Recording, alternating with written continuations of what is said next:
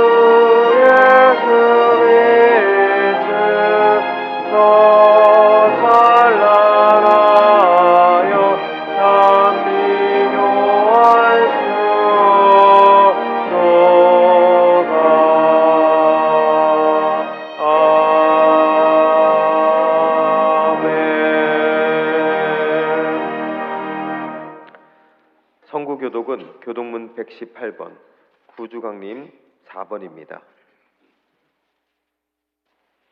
나는 시온의 의가 빛같이 예루살렘의 구원이 횃불같이 나타나도록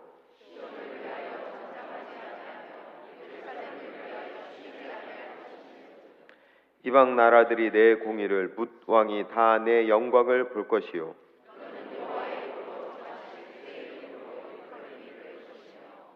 너는 또 여호와의 손에 아름다운 관, 내 하나님의 손에 왕관이 될 것이라.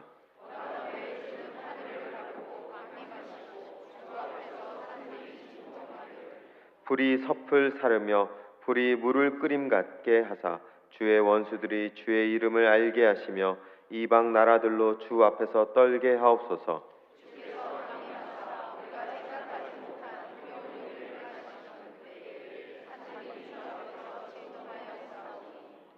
주 외에는 자기를 앙망하는 자를 위하여 이런 일을 행한 신을 옛부터 들은 자도 없고 귀로 들은 자도 없고 눈으로 본 자도 없었나이다. 아멘.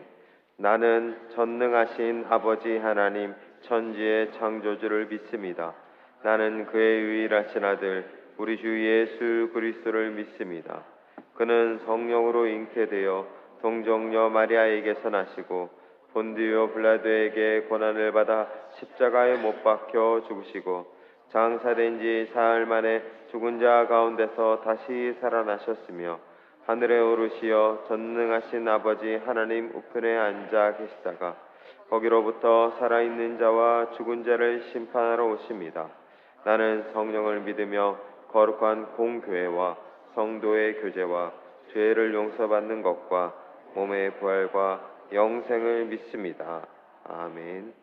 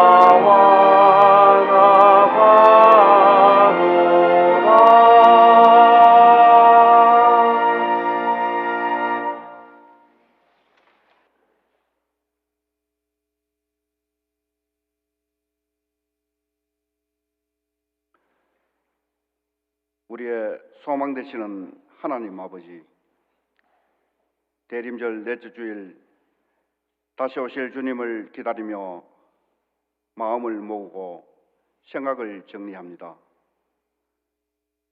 무질서와 고통 가운데 있는 세상에 빛으로 오신 주님,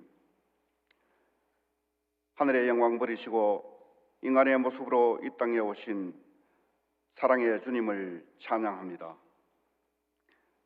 그 사랑이 오늘 우리에게 임하시고 삶으로 세상 가운데 참된 소망을 전하는 도구로 쓰여지게 하시니 감사드립니다. 우리의 마음이 대림절을 맞이하여 기쁨과 소망으로 가득하도록 성령께서 인도하여 주옵소서. 올 한 해도 주님의 은혜로 여기까지 왔습니다. 수많은 어려움 속에서도 주님의 손길이 우리를 보호하셨고 마음이 무너질 때마다 소망을 허락하셨습니다.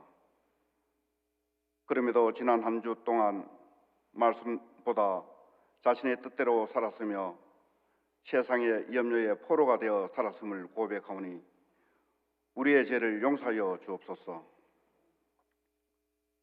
우리나라를 사랑하시는 하나님, 대한민국이 주님의 손길 아래 반듯하게 세워지기를 간절히 소망합니다.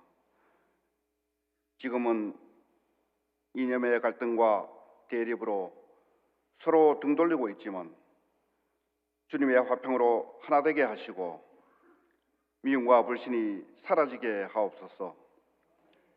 진실과 정의가 강물처럼 흐르는 새날이 오게 하옵소서. 이 땅에 살고 있는 백성들이 두려움을 넘어 소망을 품게 하시고 각자 맡은 자리에서 최선의 삶을 살아가게 하옵소서.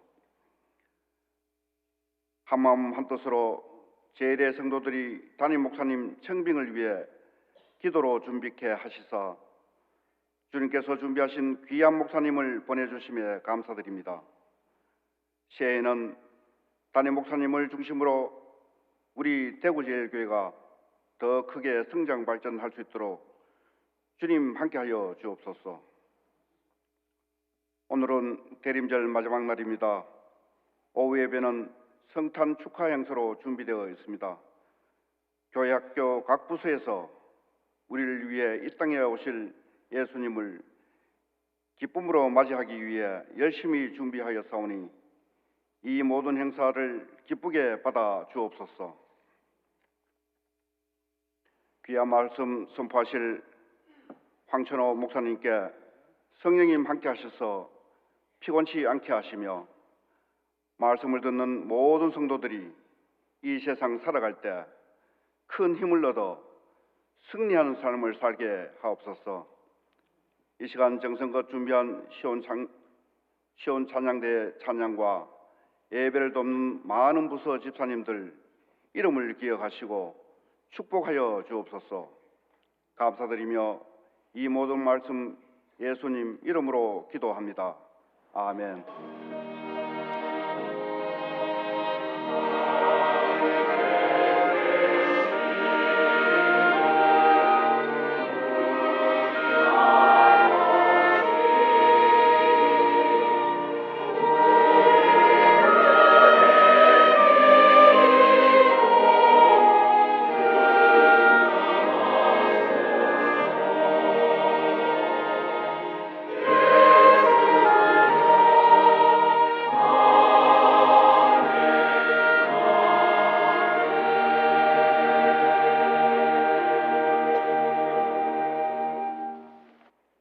전후 좌우에 계신 분들을 바라보며 인사하겠습니다. 사랑합니다. 축복합니다.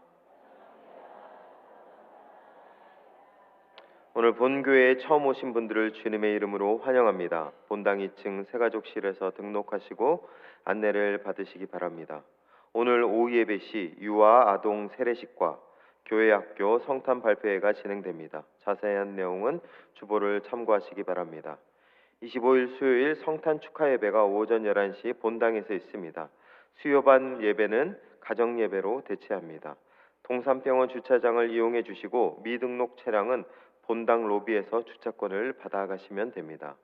새 주일 헌금 봉투는 다음 주일부터 본당 로비에 준비할 예정이오니 다음 주부터 한 부씩 가져가시기 바랍니다. 장례 광고입니다. 이인식 명예집사님 별세하시어 18일에 장례하였습니다. 안현옥 권사님의 부친께서 별세하시어 19일에 장례하였습니다. 하나님의 위로가 유가족과 함께 하시길 바랍니다. 나머지 광고는 주보를 참고하시겠습니다. 다 같이 하나님께 봉헌 드리겠습니다.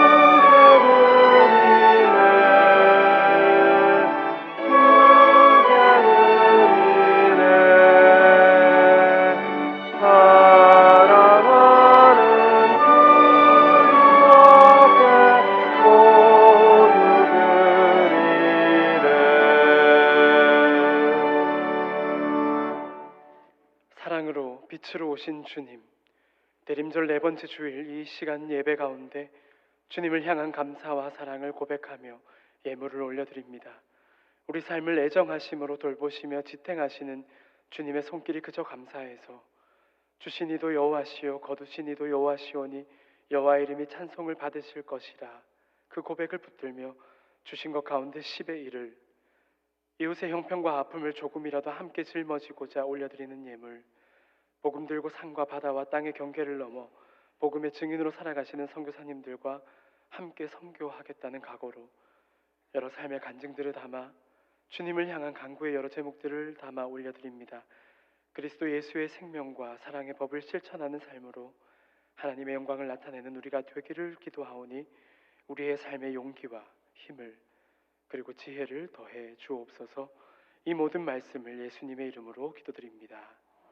아멘.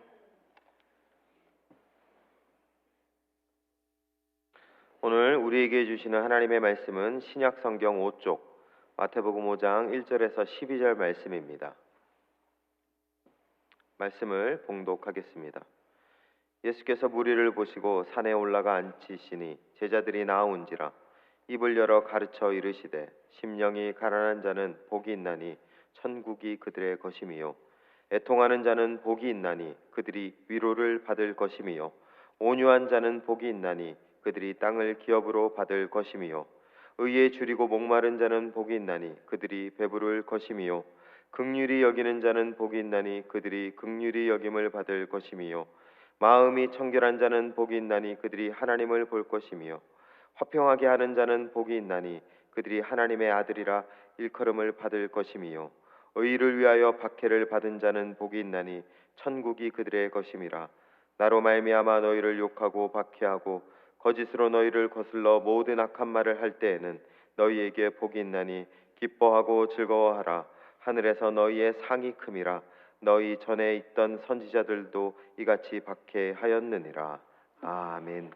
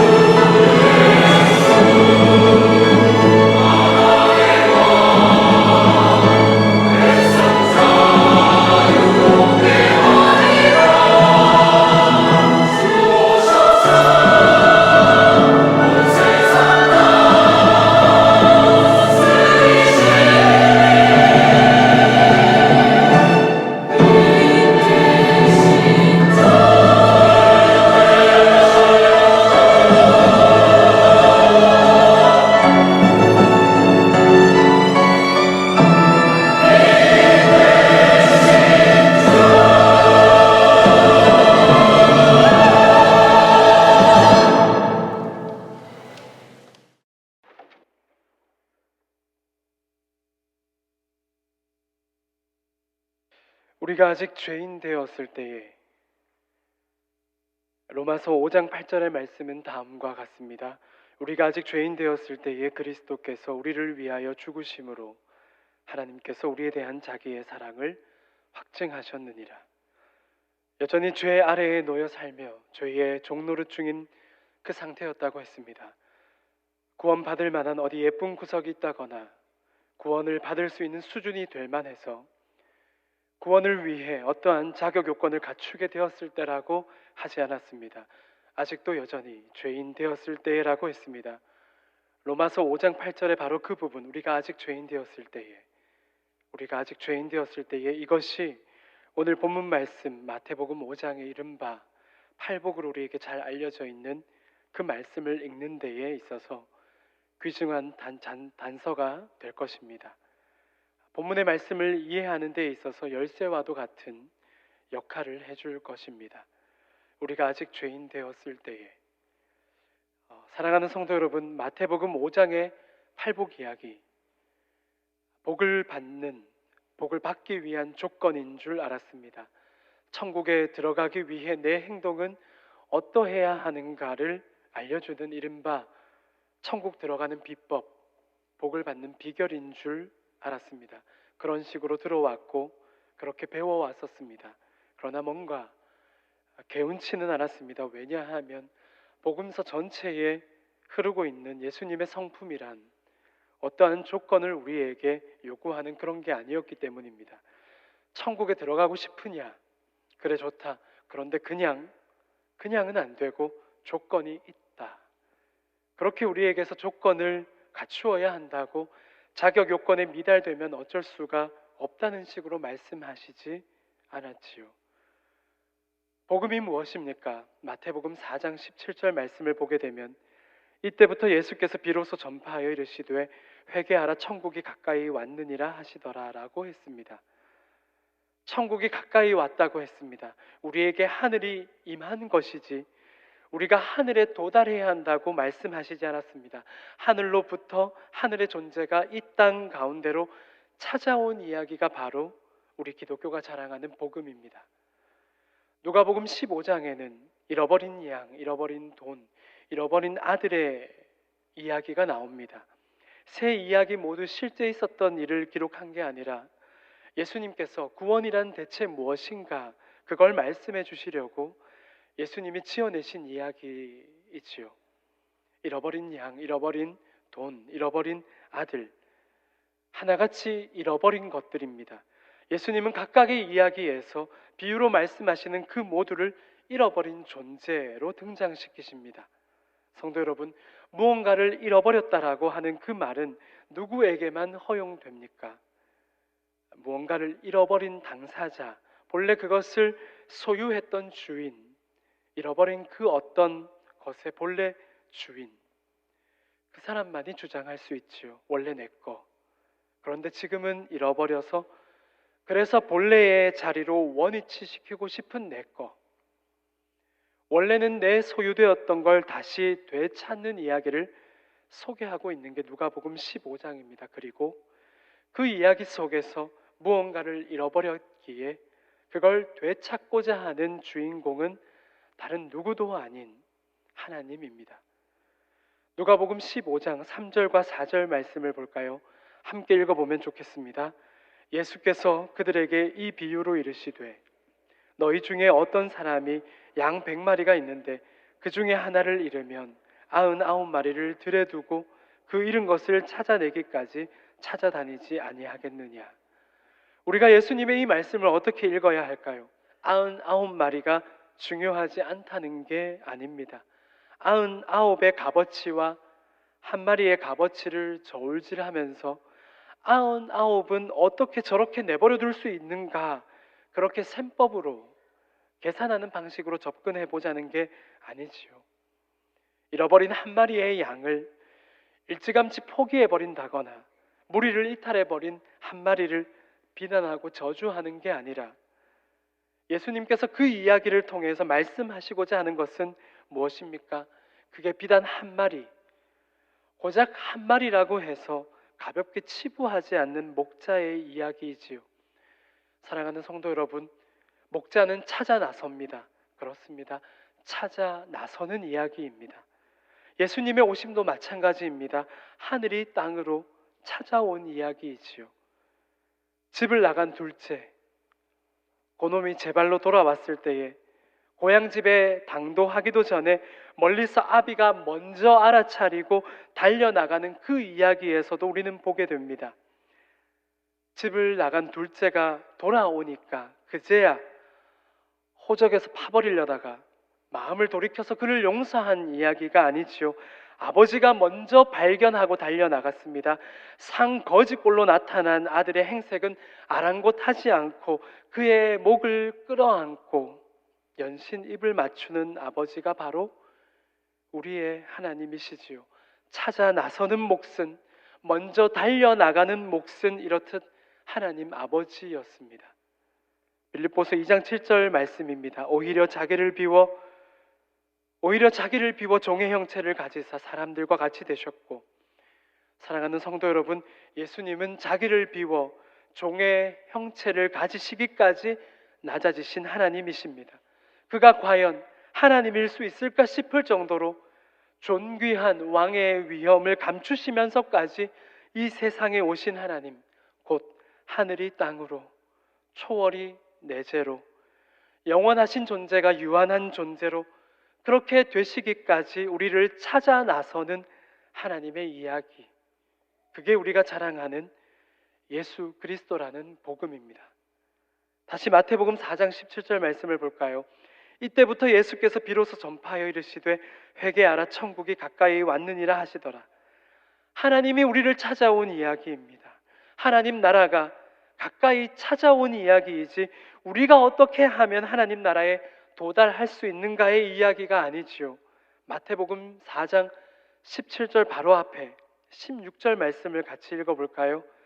흑암에 앉은 백성이 큰 빛을 보았고 사망의 땅과 그늘에 앉은 자들에게 빛이 비치었도다 하였느니라. 계속 좀 띄워주십시오. 흑암에 처한 인생들이 큰 빛을 보게 된 것이지 그 스스로가 빛을 만들어낸 이야기가 아니지요.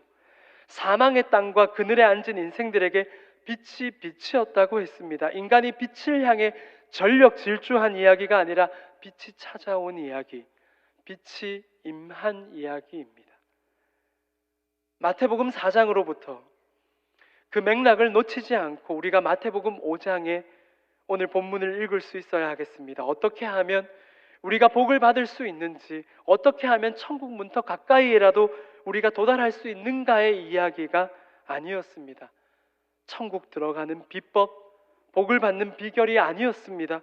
성도 여러분, 예수님은 그런 의미로 말씀하시지 않았습니다.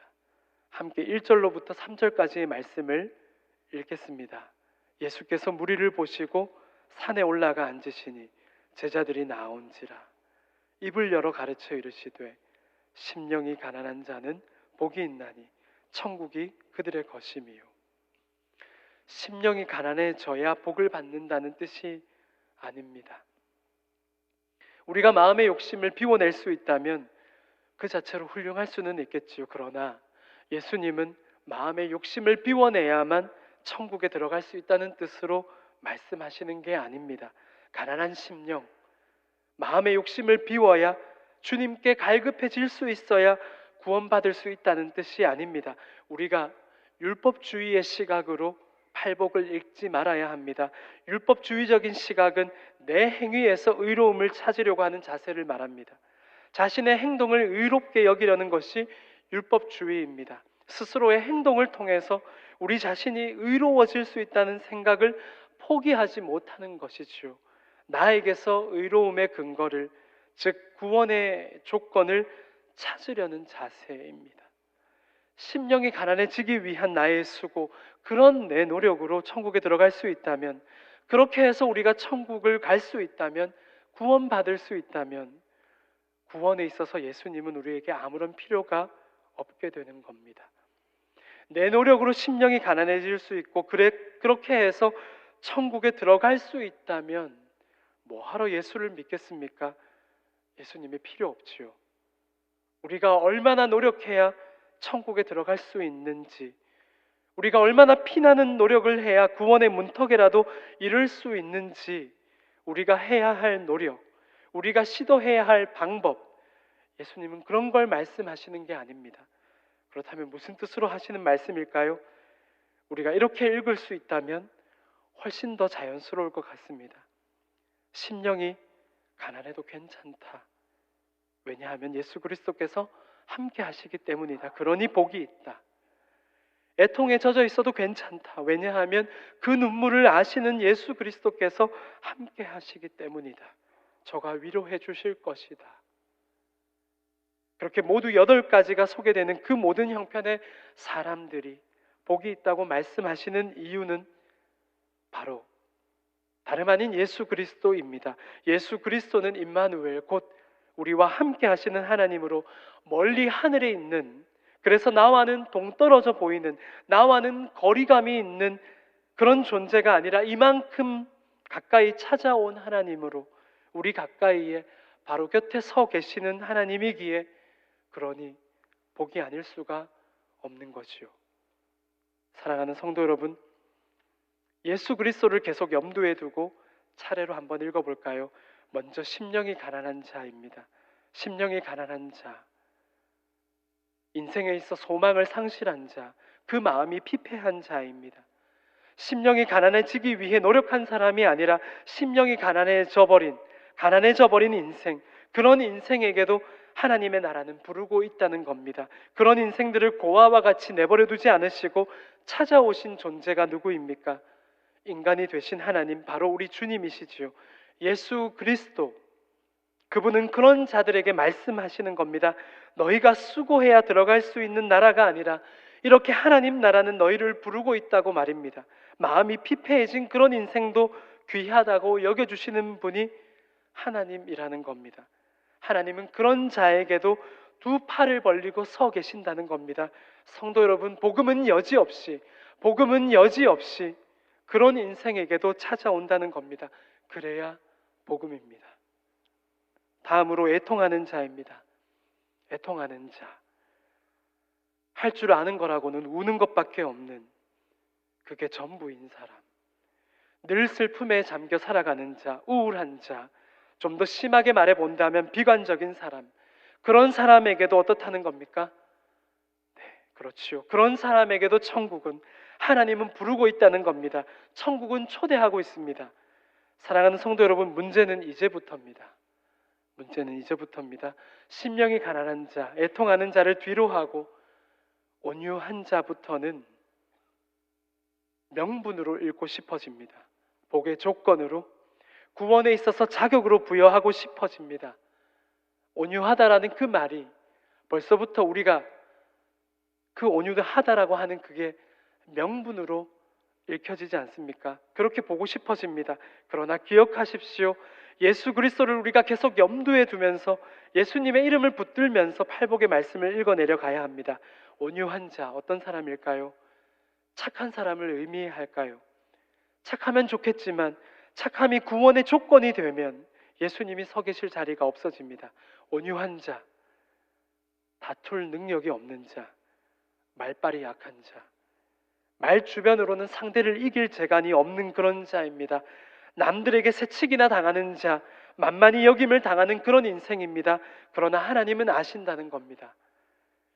하루는 가깝게 지내는 친한 형님과 함께 식사를 하려고 이동하는 중이었습니다. 여전히 눈에 넣어도 안 아플 하나뿐인 딸에게서 전화가 왔습니다. 반갑게 받았는데 전화기 너머로 저한테까지 울음소리가 들려오는 겁니다. 터져버린 눈물에는 온갖 아픈 마음들도 함께 터져버린 느낌이었습니다. 통화를 끝내고 무슨 일인가 하고 물었더니 학교 친구들이 누구 하나를 욕하거나 누구 하나를 따돌리거나 하는 그 행동에 동조하지 않았더니 그러지 말자고, 함께 사이좋게 지내는 거라고 배워왔고 그게 선하고 옳은 일이라고 생각해 왔기 때문에 우리 그러지 말고 사이좋게 지내자라고 말했더니, 선을 베풀었더니 되돌아온 것은 미움이었습니다.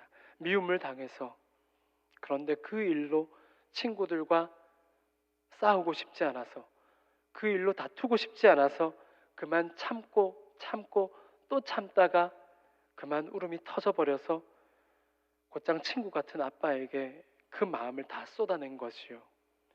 속으로 기도했습니다. 하나님, 아이의 맑고 깨끗한 그 모습 속에 오히려 우리 어른이 배웁니다. 하나님이 다 아시니 하나님이 위로해 주시고 힘 주세요라고. 성도 여러분, 죄에 젖어 있는 세상의 거대한 통념을 거슬러 그런 세상에서 하나님 나라의 성품을 고수한다는 게 결코 쉽지 않지요. 온유한 성품을 살아내는 그의 삶은, 그 현실은 만만치가 않습니다. 그런데 예수님은 아신다는 겁니다. 하나님은 그런 인생을 향해 하나님의 나라를 가리켜 복을 말씀하십니다. 그러나 온유함이 복을 받는 조건 내지는 천국에 들어가는 자격으로 이야기될 수는 없습니다. 제가 지금 풀어내는 방식이 혹여 잘 안 삼켜지시고 마음에 불편하게 자리하신다면 그것은 내 착한 성품으로 내가 착한 일을 많이 해서 그래서 구원을 쟁취하겠다라고 하는 내 의로움을 내려놓기 싫은 것일 수 있습니다. 착한 성품을 구원받는 명분으로 여기고 싶은 겁니다. 그런데 그게 바로 인간입니다. 내 수고와 노력을 천국에 새겨놓고 싶은 그 마음을 포기하기 싫은 겁니다. 다른 이로서는 구원을 받을 수 없다고 했는데 천국에 들어갈 수 있는 조건, 예수 그리스도라고 하는 이름 그 옆에다가 내 이름을 조금이라도 새겨놓고 싶은, 내 업적, 내 수고를 조금이라도 내 구원에, 하나님의 구원하심에 꼽사리 껴서 새겨놓고 싶은 그 마음을 포기하기 싫은 겁니다. 사랑하는 성도 여러분, 예수님은 왜 8가지 복에 대해서 말씀하셨을까요? 마태복음 5장 바로 앞에 4장 23절로부터 25절까지의 말씀을 함께 읽어보면 좋겠습니다. 예수께서 온 갈릴리에 두루 다니사 그들의 회당에서 가르치시며 천국 복음을 전파하시며 백성 중에 모든 병과 모든 약한 것을 고치시니 그의 소문이 온 수리아에 퍼진지라. 사람들이 모두 앓는 자, 곧 각종 병에 걸려서 고통당하는 자, 귀신 들린 자, 간질하는 자, 중풍병자들을 데려오니 그들을 고치시더라. 갈릴리와 데가볼리와 예루살렘과 유대와 요단강 건너편에서 수많은 무리가 따르니라. 예수님의 말씀을 들으려고 예수님이 들려주시는 하나님과 하나님 나라에 관한 이야기를 듣기 위해 몰려든 인생들이 다 그랬습니다. 뭐가 다 그랬다는 겁니까? 그들의 형편과 처지가 다 그랬다는 겁니다. 예수님 앞에 모인 그 사람들, 그들은 하나같이 헐벗고 굶주리고 병에 걸리고 사람들 눈치를 보며 살아가는, 인생의 길을 쉽게 걸어가는 그런 게 아니라 온통 절뚝절뚝거리는, 온통 절뚝대는 형편들이었습니다. 몸이 아픈 사람, 건강하지 못한 사람, 정신이 건강치 못한 사람, 귀신 들린 사람, 귀신 들렸다고 치부되는 사람, 예수님 주위에는 온통 그런 사람들이었습니다. 번호표를 뽑았는데 맨 뒤로 밀려나는 사람, 도중에 이런저런 사람들의 무례함과 횡포에 새치기 하는 데에 자기 번호표마저 뺏기거나 그 자리를 새치기 당하는 그런 사람들에게 예수님은 말씀을 들려주시는 겁니다. 이런 자에게 천국이 허락되었다, 그렇게 말이죠. 예수님 앞으로 나아온 그 사람들은 유대 사회 안에서 천시받는 존재들이었으며 하나님 나라가 가당치 않은, 하나님 나라와 어울리지 않는 대상으로 치부당했습니다. 그런데 예수님은 오히려 그들을 바라보시면서 말씀하시는 것이요, 하나님은 그런 너도 부르신다. 하나님은 그런 너도 부르신다. 하나님 나라는 그런 너를 향해 열려 있다. 하나님은 그런 너를 위로하신다. 사람들이 예수님의 말씀을 듣기 위해 그분 앞으로 나온 그날, 그들 대부분은 삶의 소망이라는 게 이미 상실되어서 심령이 가난해져 버린 슬프고 어두운 그늘로 드리운 인생들이었습니다. 다음은 의에 줄이고 목마른 자입니다. 의에 줄이고 목마른 자, 역시나 그에게서 의로운 성품이 있는지 그 자격 요건으로 읽을 게 아니라 그가 지금 처해 있는 형편이나 상황으로 읽어야 합니다. 그게 맞지요. 의에 줄이고 목마르다는 것은 지금 그가 처해 있는 현실이 의에 줄일 필요도 없을 만큼 의가 충만한 세상이지 못해서, 다시 말해 현실이 정의롭지 못한 상황이라는 겁니다. 이 땅에 하나님의 뜻이 훼손된 탓에 주님은 기도를 가르치실 때 뜻이 하늘에서와 같이 땅에서도를 말씀하셨습니다. 정의가 실종되어 버리는 세상은 온통 불의함으로 가득합니다. 그런 세상에 함께 휩쓸려서 불의의 편에 서거나 반대로 공의의 하나님에게 눈물 흘리며 호소하거나 둘 중 하나를 택해야 하겠지요. 때문에 의에 줄이고 목마른 자는 의로움으로 가득 찬 사람이 아니라 정의가 구현되는 사회가 절실히 필요한 상태에 그런 인생을 가리킵니다. 예수님은 역시나 사회적 약자로서 의에 줄이고 목마른 자를 언급하십니다. 결코 하나님 나라에 잘 어울리는 신앙 엘리트로서 의에 줄이고 목마른 자를 지목하시는 게 아닙니다. 자비의 손길이 절실한 자들, 하나님의 공의와 정의가 절실히 요구되는 그런 하나님의 의가 이 땅 가운데 어서 임하기를 간절히 바라는 그런 인생들을 향해서 아무런 조건 없이 하나님은 당신의 나라로 부르고 계신다는 겁니다. 그런 너희도 와라. 하나님의 나라는 그런 너희를 위해 준비되었다. 하나님의 나라는 그런 너희를 위한 것이다. 긍휼히 여기는 자, 긍휼히 여기는 자는 어떤 사람일까요? 남을 불쌍히 여길 줄 아는 사람이겠지요. 그러나 좀 더 자세히 들여다볼까요? 아파본 사람은 아픈 사람에게 쉬운 위로를 건네지 못합니다. 힘든 시간을 겪어본 사람은 다른 사람의 시련을 가볍게 여기지 않습니다. 고로 긍휼히 여기는 자는 사실 그가 이미 많이 아파봤거나 살아오면서 혹은 현재 힘든 시간을 겪는 중일 수도 있는 자입니다. 그래서 타인에 대한 존중심이 그만큼 큰 것일 수밖에 없습니다. 존중하는 마음이 크면 클수록 그는 그 깊이만큼 이용당하거나 혹은 함부로 여김을 당하거나 목소리 큰 사람에게 이기기보다는 질 때가 많은 그런 경우가 아닐까요? 이런 인생들을 향해서도 예수님은 말씀하고 계십니다. 그런 너를 하나님이 결코 모를 수가 없다. 그런 너를 하나님은 결코 모르시지 않는다. 성도 여러분, 마음이 청결한 자, 그 속이 속임수라던가 꾀와 거짓으로 가득 차 있지 못합니다. 속여서 남의 것을 빼앗을 능력이 없습니다. 온유한 자와 마찬가지로 다툴 능력이 그에게는 없습니다. 세상을 지배하는 거대한 통념이 무엇입니까? 세상은 서바이벌을 이야기합니다. 생존을 위해서 남을 밟고 올라서는 건 나쁜 게 아니라고 말합니다. 어떻게든 살아남는 자가 최후 승자다, 그런 구호를 내겁니다. 그러니 몸집을 키우든지 말빨로 상대를 제압하든지 학력이나 신체 능력이라거나 학연이나 지연, 출신 성분까지 다 끌어모아서 어떻게든 남보다 다르고 남보다 뛰어나야 한다고 가르칩니다.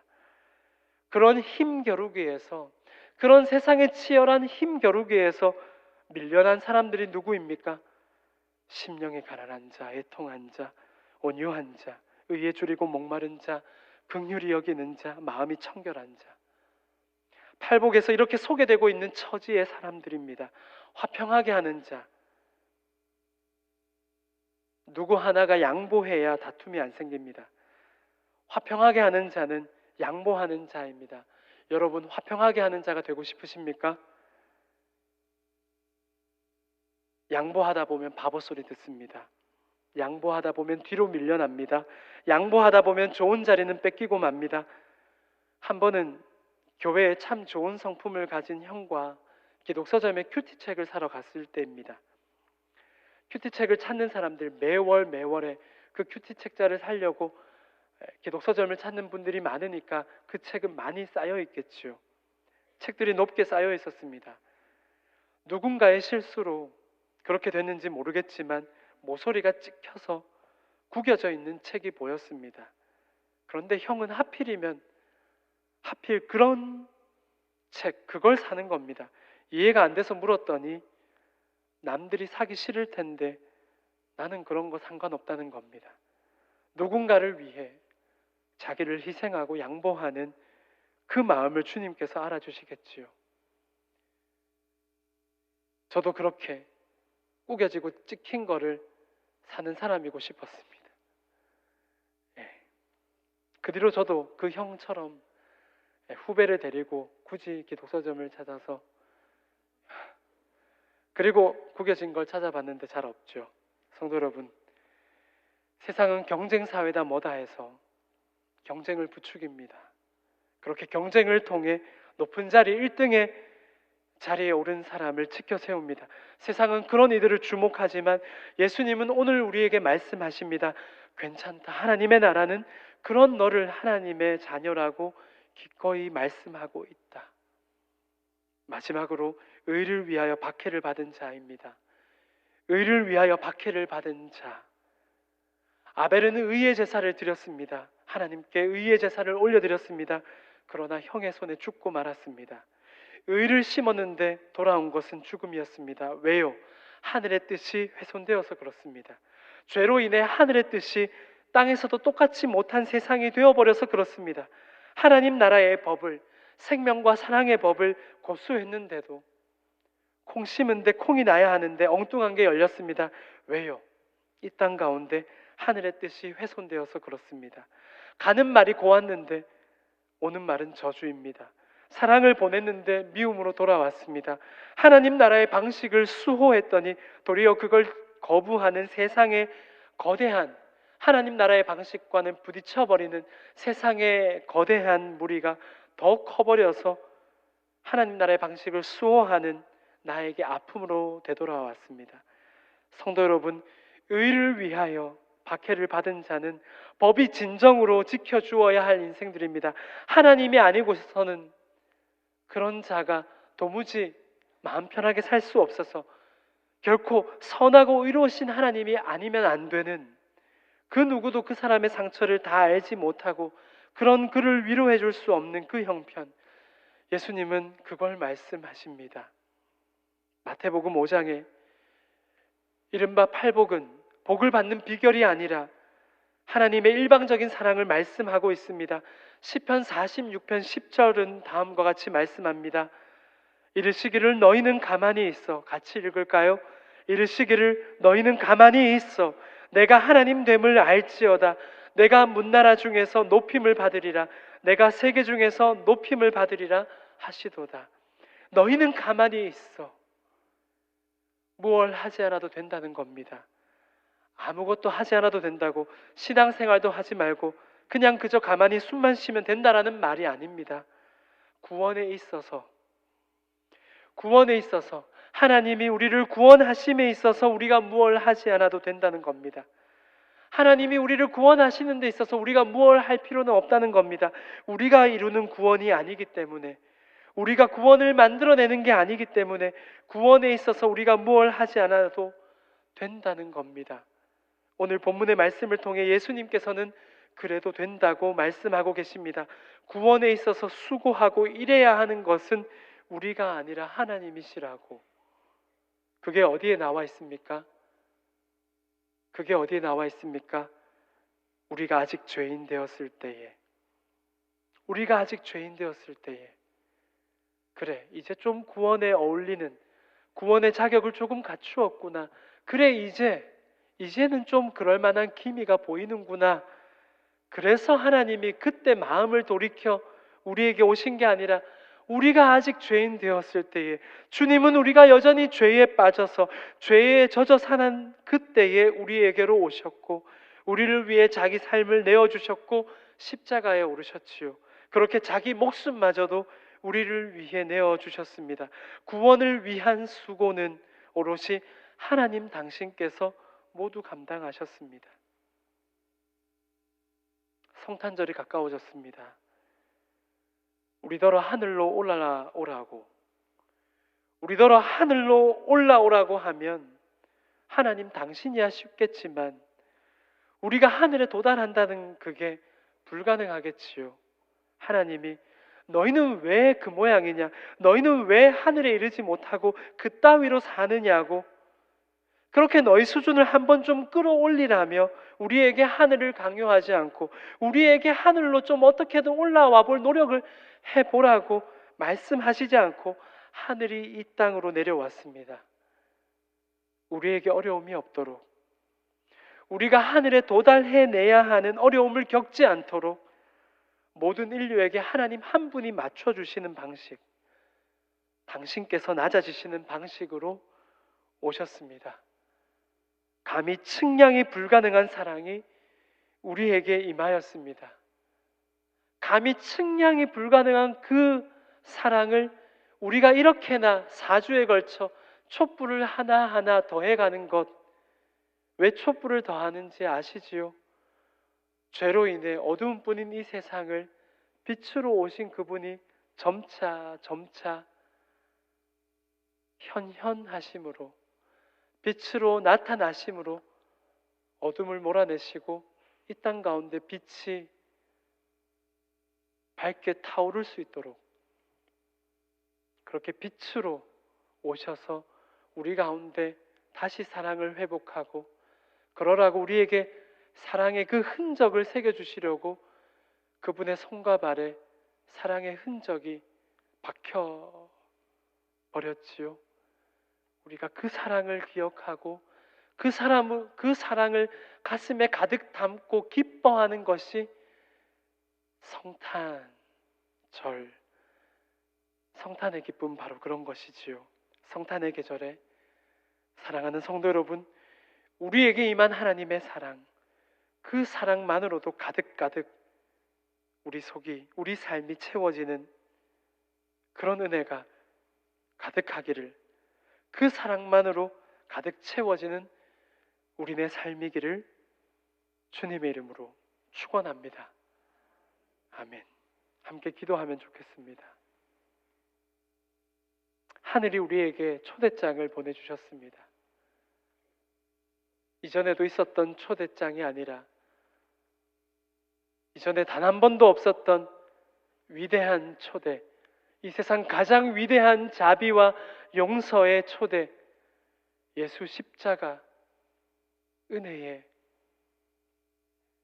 그 사랑의 기인한 하늘로부터 우리에게 보내주신 초대장 예수 그리스도, 놀라운 사랑이요 은총이요 자비이신 그 사랑을 이 성탄의 계절에 우리 가슴 가득 채워서, 그 사랑이 우리에게서만 머물러 있는 것이 아니라 우리의 삶으로, 우리의 손과 발로, 우리의 입술로 세상 가운데 힘차게 흘러갈 수 있는, 그렇게 될 수 있기를 이 시간 같이 기도하면 좋겠습니다. 함께 기도드리겠습니다.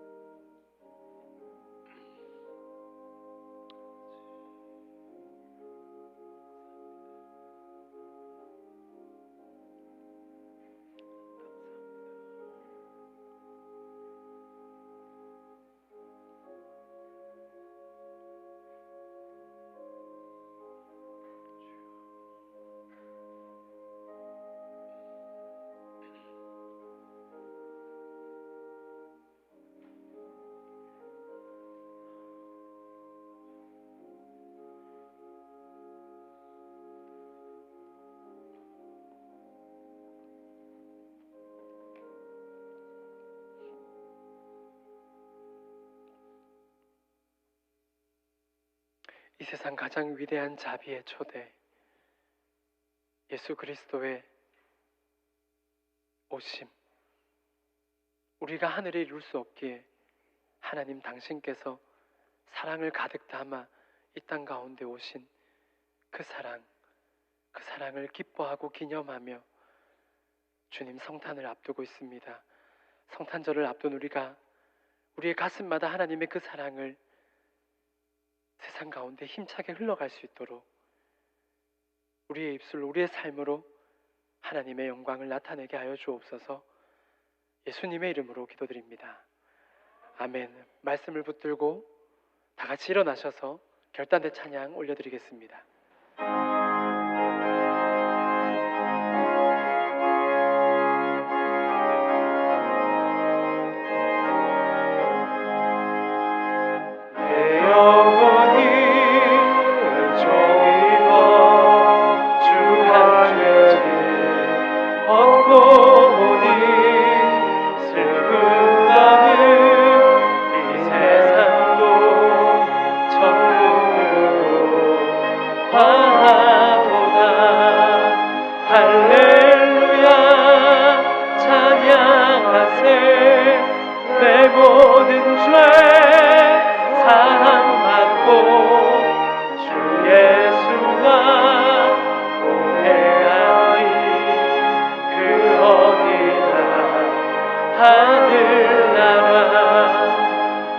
주의 얼굴 뵙기 전에 멀리 뵈도 하늘나라 내 맘속에 이뤄지니 날로